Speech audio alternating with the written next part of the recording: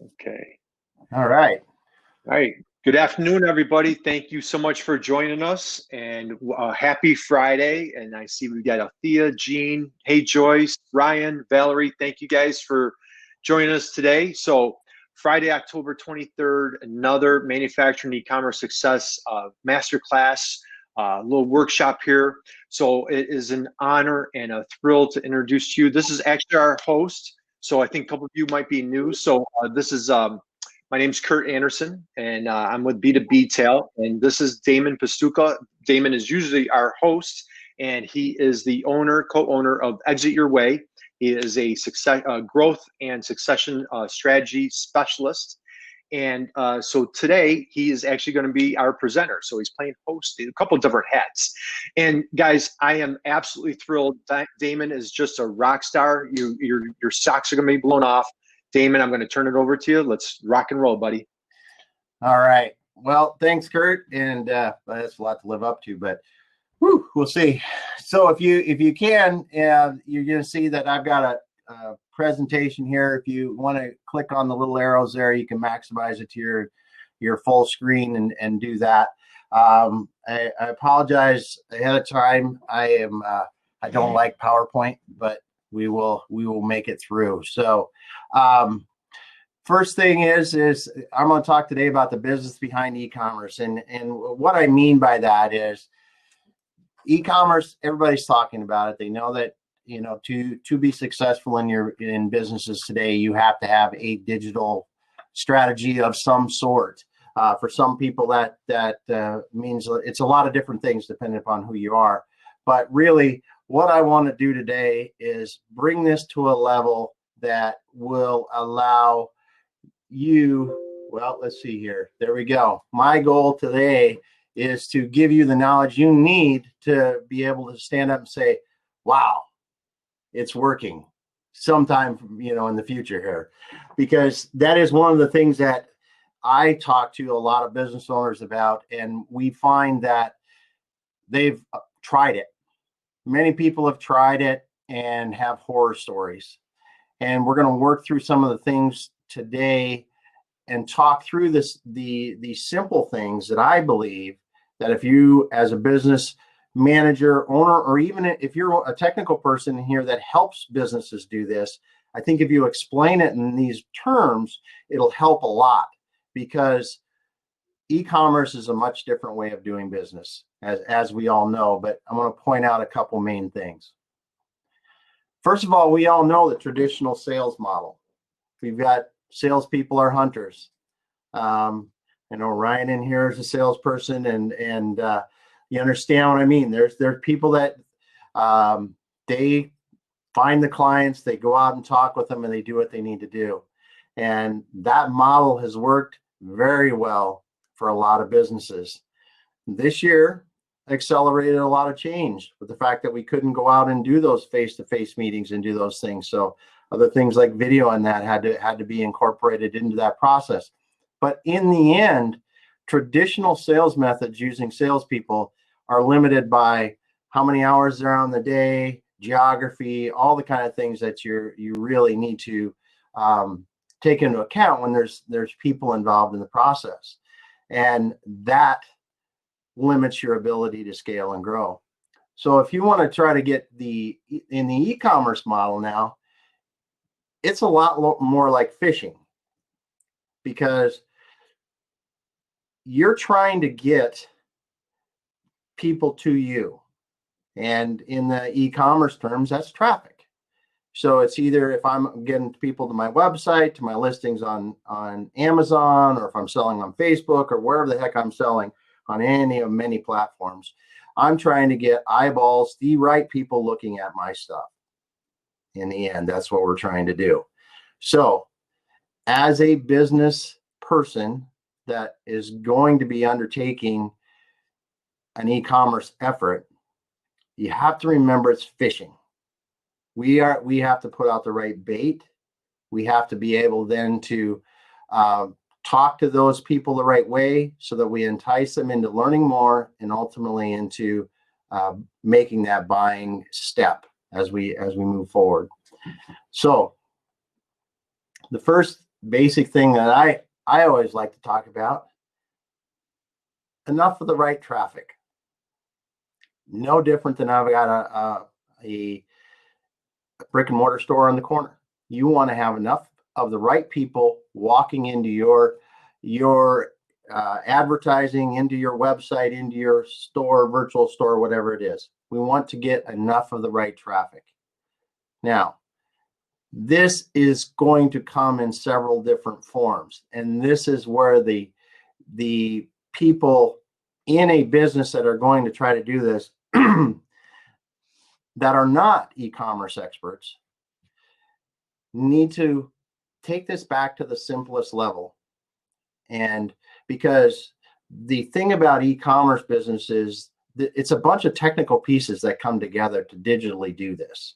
It's not like two of us in a room having a conversation and we're talking about. A lot of this stuff is technical jargon that you're going to get faced with as a business person faced with e-commerce. And a lot of it, while it's critical for the technical person to know it, the business person does not need to know this. They need to understand what they're talking about. But do you really need to understand the bounce rate on your website? Well, what exactly that means? Well, yes, you should understand that if the bounce rate is too high, it means that people are on and off too fast. But, other than that, a cursory understanding of these things is all you need to have. And so what I see in most businesses when we talk about the business of e-commerce, the thing that they miss is really that you can't just turn e-commerce over to a technical person in a business or my daughter that just graduated from college with a marketing degree and say, hey, you're going to do e-commerce for us. It doesn't work that way because that technical person doesn't know enough about your business and about your customer and about the process of buying to be able to accurately lead a team of technical people that are going to help drive traffic and creative people that are going to have to create an experience with text and images and ads that lead that buyer on the journey they need to buy from you. So this guide is one of the essential keys. If there's one thing from today, it is take the time to decide who is going to be the guide in your e-commerce efforts. It could be you. And if it is, you're going to have to understand this at a cursory level enough to go, okay, I understand what you're saying. And we're going to talk about it here in a little bit, are the results that I need to see from this specific effort. And when you have that, the guide can understand that we are going to be attracting the right people if we're doing it, or we're just attracting people to be attracting people, because that doesn't do you any good. You have to attract the right people. And that's one of the things I think. The first point in this whole thing is there needs to be leadership behind your e-commerce efforts, because I can guarantee if you just say, like I said in the example, my daughter that just graduated from college is going to handle it, you will end up spending money and probably be very frustrated. So look at my time here. Okay, I'm doing good on Tide. So there's a couple of ways that we're going to talk about the two things that I talked about. We're going to talk about traffic. People talk about SEO, search engine optimization. I just threw this graphic up here because it reminds me to talk about this. But this is something that your technical people will pull up. They'll talk to you about backlinks and keywords and all that kind of stuff. But really what you want to make sure of is, do we know what people search for to find us? The right search terms to find us, and they're specifically the products or services that we provide. And then is our website and all of our marketing materials and everything optimized around those key phrases that people search for when they need our type of product or services? That's as simple as it is. It's organic traffic.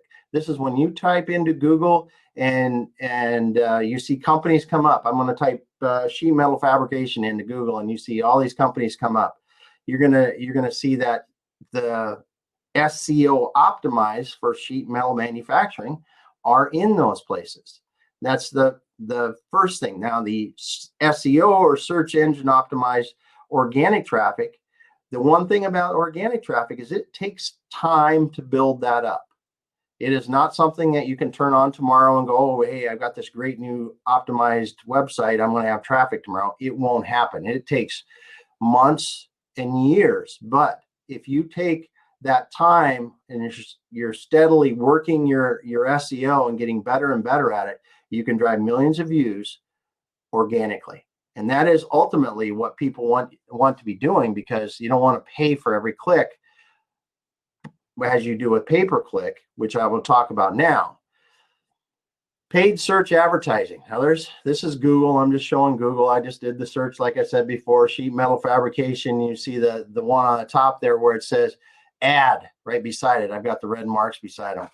Those things are your typical paid ads. That's what you get. You pay to be up there.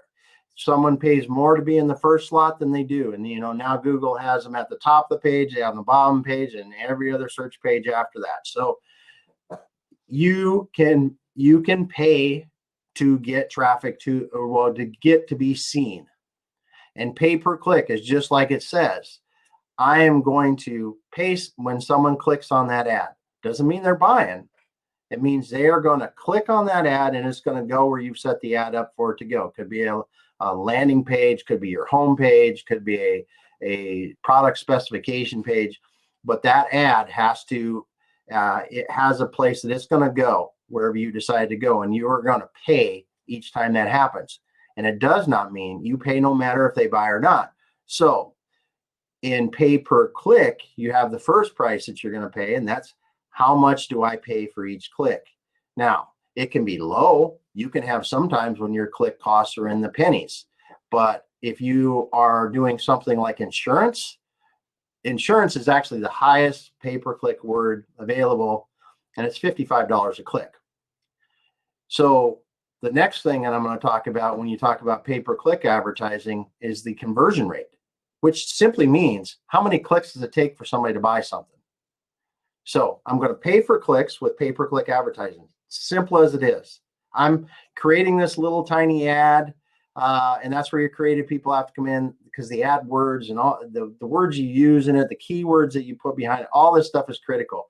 But as a business person, all you need to know about pay-per-click is that we are paying for that click, and that's going to drive that traffic to our site somewhere, or to something where we want them to go.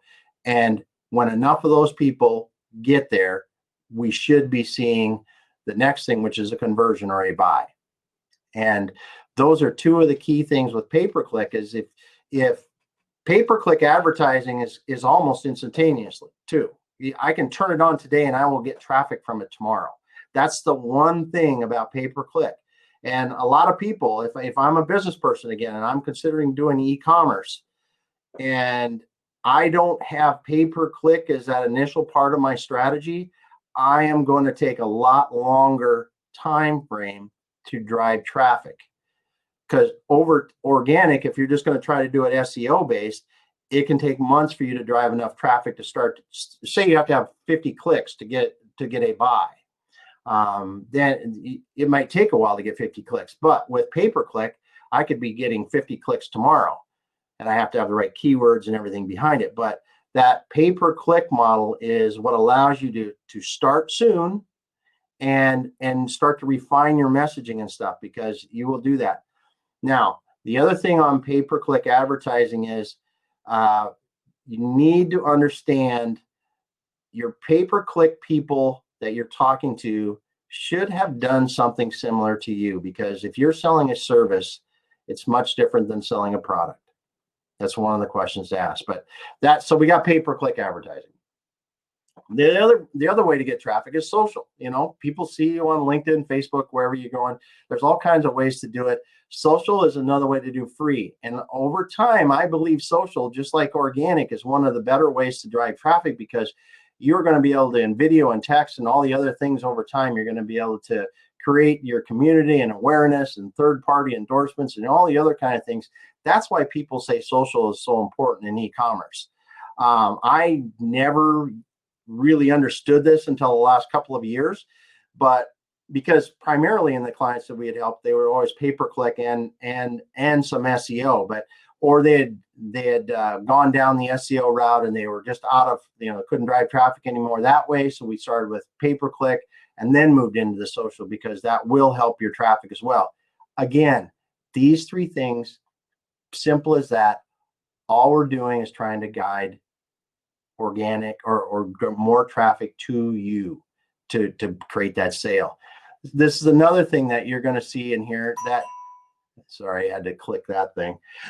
You're going to have, these people are going to want to show you traffic data. They're going to want to show you, this is just a simple of where, how much traffic, users, and how many new users, how many sessions, how many times did those unique users go in and do that.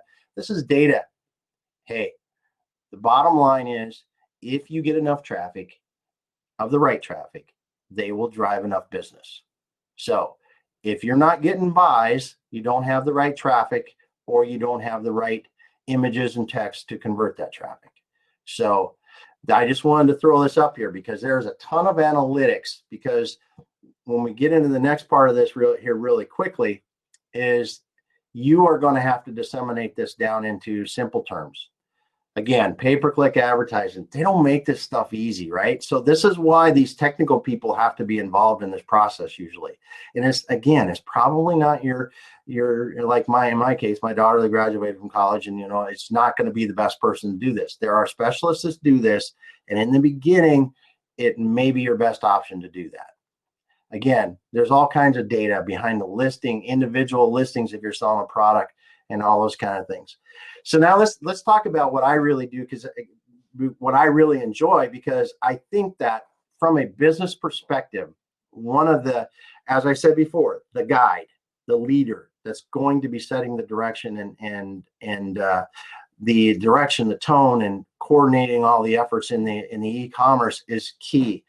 The second key in this is really setting your goals and measurement, because when we talk about traffic and advertising, it boils down into a few things. It is, how many website visitors are we getting, and the few things that I've got on here. Are we getting the page views? Are we getting the transactions? In the end, this all boils down into, are we selling stuff or not? And if we aren't, there's something wrong upstream. Either we don't have enough people, or we don't have the right people, or we don't have the right advertising. Really simple. Now, from a cost and making sure we're being efficient on this, we look at things like ROAS. It's the return on ad spend. It's like, if I spend $100 on ads and I sell $1,000, I have 10% return on ads, or 10% ad cost, or whatever you want to call it.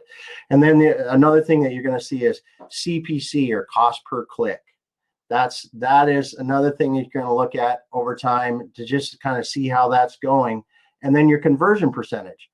Now, you can't do any of these individually without looking at the entirety, because I can have a very high cost per click, but if I have a double the conversion rate of a lower cost per click, I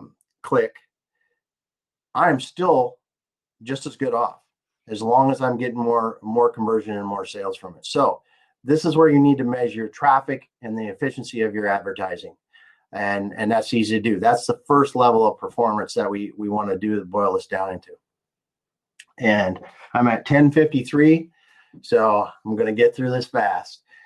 The second thing is, this is familiar. Now look, I had one thing here this is not so familiar. There's some new terms in here. Once we get past that part of it, again, as a business person, you just need to understand, are we getting the right people there? And are we getting them there at a reasonable cost? The terms, all that stuff will fall into place. The second part of this that I think is really a lot of fun once you get these things started is measuring the channel performance, and I call it channel contribution. So this is a typical channel that we would do on a client. We would pick up, okay, how many orders did I receive for that channel this week? How much margin did I get? And this is a Walmart. You can tell because I've got Walmart in there. I've got a fee, I've got my percentage, I've got some refunds. I'm working all this down, and I want to know on this week, how much profit did I make? What was my estimated profit this week for my channel, net of all that? because every channel is going to have different costs. Your website is probably going to be your best margin. Amazon, Walmart, Overstock, Zoro, any of these others are going to have different fees and different return policies and all that. But you need to boil this down into a weekly basis, because this all happens digitally behind the scenes. You don't see any of this. I mean, you wake up in the morning and literally have numbers flashing. They have, just been changing. So you got to look at this on a weekly basis. Your people that are managing this directly need to be on it on a daily basis, because things change. Then again, the other part of your business, operational performance, orders processed is one of the things that I think you're going to be with e-commerce. You're typically processing more orders. They're not usually the big bulk orders like many manufacturers want to get. But what this does is it allows you really to work on your order processing efficiencies, which is, it's another thing, helps your entire company the more efficiently you can process your orders and do those kind of things. So don't forget to measure your weekly performance on your operational things that you're doing it. One of the last things here is customer service. Customer service is, okay, my partner's, never mind, I should have shut a program down, I didn't. Let me do that while I'm thinking here. How do I get that to go away? There we go. Customer service is one of the things, when you're doing e-commerce, it is out there for the world to see. Your reviews are there for the world to see. Your customer service has to be top notch. Amazon has set expectations very high. You need to, and as this example shows, it could be that how many calls are we getting? How quickly are we answering? How many emails are we getting? Are we getting them answered? All this kind of stuff adds up. Now, the other thing on here too is your customer service people can be a part of your sales team. And if you're not using them that way, you should be. So you have to measure it though. And the customer service people have to understand how they're performing, because it is so critical. If you get bad reviews, you will not, okay, is this what we don't need to, sorry. Done. All right. So then at the end of this, we want to measure the overall business. Now, when I'm talking about business, I just mean money from end to end here. All those channels have to come together to put together the last thing that you want to know. How much am I making for my e-commerce? And what is really happening here? What kind of margin are we making in doing that? These channels need to roll up into that, and you need to be looking at it on a weekly basis. I can't emphasize this enough when you're doing e-commerce, is putting these things in place to measure your performance consistently, because this will knowing how you're performing will help you establish your edge. You're going to find out where things are working, where they're not. You're going to be able to analyze them and adjust quickly. E-commerce will move fast, and if you're not taking the time to really understand your performance, you can spend a lot of money, you can spend a lot of time, and not be effective in what you're doing. So that's all I had. I wanted to run through it quickly. I know it was a lot, but two things: set up somebody that's going to be responsible for it. Get your guide, and then stick to the basics. That's all you need to do.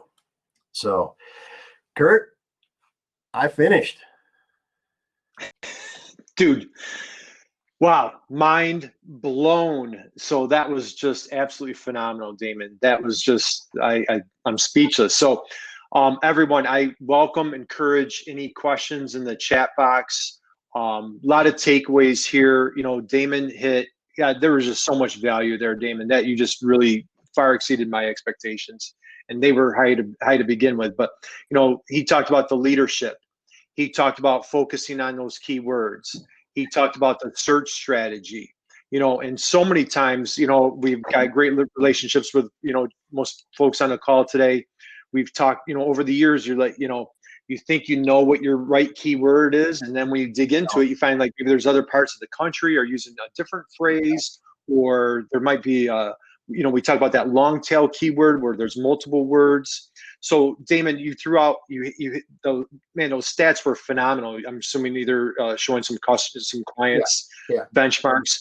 What are, say if you had like 2 or 3 benchmarks that are critical for the client, and I know you covered a ton, what are, bounce rate to conversions to, all the above? What are like 1 or 2 key things that you like to share? Well, it is what are my sales? Sales, right? Profit, right? Am I selling or not? I'm getting money. Let's go there. And then second of all, if I am I making money at it? Those are the 2 things. I mean, it all boils down in e-commerce. You have to make money, or why the hell are you doing it? Right. And then all these technical people, right? The thing that I see, and I talk to business owners about this, they were approached by somebody that knows pay-per-click. Well, and then that person wants them to do only pay-per-click. I just think that you really need a balanced approach on this, so you know that I'm getting a good amount of traffic, and you may have to start with pay-per-click, but that traffic is then converting. And as soon as you get the first conversion, you're going to go, whoo, we got some sales. Now you want to try the second sale and the third sale. Right. Pretty soon you're going to see my conversion rate is something, and it's low to start with. It might give you 1%, but can I get it to 1.5%? Do I need to adjust my ads, the text in my ads, or my listings, or however I'm doing this to try to drive my conversion rate up? And then on the other side, how can I drive my traffic up? So I like to look at how much traffic am I getting and how much am I converting, and both in percentage and dollars. Right. Because the other thing that many of the people on here that are B2B people that you have to understand is that customer acquisition cost is at the time to get that first conversion might be a bit higher, but if I'm going to have that customer, once they come to us, it's a repeat kind of buy thing. Hey, you may spend $100 to get them in the first time, but they may be a $50,000 client. Your average client may be a $50,000 client over time. And what I'm doing is I'm spending $100 to get each person. And over time, my monthly revenue on my website just keeps going, or my whatever I'm doing, my e-commerce just keeps going up because they keep coming back. So there's a few keys, but it is how much am I selling? And then can I get more traffic and more conversions? Right. And I love how you mentioned the reviews. And again, for those of you targeting like the industrial space, Steve Melito's on the call, or reviews are a little bit foreign for the B2B and industrial companies. Yeah. And I have to admit, for years, like Gene, my friend Gene's on the call today. We've worked together for years, and just like, well, when you're a manufacturer, you have half a dozen, 10, 20 clients, maybe reviews aren't so important. Boy, that's completely changed. And Google now it's critical. So if we can get those, we keep talking about that social proof.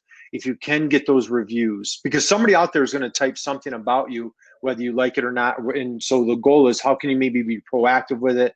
How can you control it and get ahead of it? And that's another driver for getting those rankings. So I'm so glad you mentioned that. Well, today. And reviews too, honestly, only the people that are going to leave reviews are the people that don't like don't like your product or service. I mean, 9 times out of 10, that's the way it is. So you really have to make sure that you're helping people make it easier to leave good reviews. Because otherwise you're just going to have a slew of bad ones, and it's going to kill your sales. Right. And then one last thing I want to mention, and again, so folks, everybody, this is thank you for joining us. And I want to give a shout out to Althea. Met Althea this week in Queens. She has an amazing, incredible business. I believe Althea. So every week that we do this, feel free, put in your website, put in your LinkedIn. Yeah. This is if we were all face to face, we'd be handing out business cards. So this is a great opportunity to share and meet and learn about each other's businesses. So Althea has a great, wonderful business. I believe she does like tropical cakes, and nice. And its delights are in her title. And man, when she has a carrot cake, I was like drooling this morning looking at her website. But the thing is, what I love what you're talking about is, so if this is new to you, you talk about those keywords, and you'll hear people say the phrase long tail keywords. Yeah. And all that simply means is, Damon keeps referring to his daughter. I have a teenage daughter. If they wanted to buy shoes and they did a search for shoes, it's going to be very challenging to find the right pair of shoes if they wanted, say, pink running shoes with purple shoelaces. Yep. Now, if our daughters typed pink running shoes with purple shoelaces and we were selling, and say somebody on the call was selling that shoe, now it's a good match. It's better for the buyer because they went more detailed. Instead of just typing shoes, they're going to spend half an hour trying to find that pink, running shoes with purple shoelaces. But if they use that phrase and you're targeting that phrase, now you have a good match. Now you have high conversions. In my e-commerce day, when I had my e-commerce business, we would go after those long tail keywords. We would see conversions like 6-7%, which are out of the world because typically you're going to be in that 1 or 2%. Yeah. So the more specific you can get is detailed. So guys, if you have any questions, what we're going to do is, if you're new to this platform, we're going to hop off here. We're going to go back to what we call the tables, and we can have some interaction, meet with each other, talk with Damon, myself, Steve Melito's on the call. Gene is an SBDC advisor. Jeffrey's here. So we've got a great group here.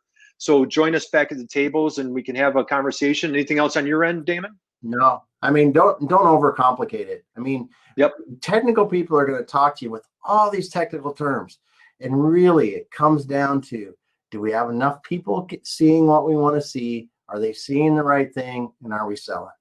And when you get somebody that's trying to help you with this, or if you're someone on this that's trying to help people, you've got to boil it down into the simple things. And that's that I can't emphasize that enough.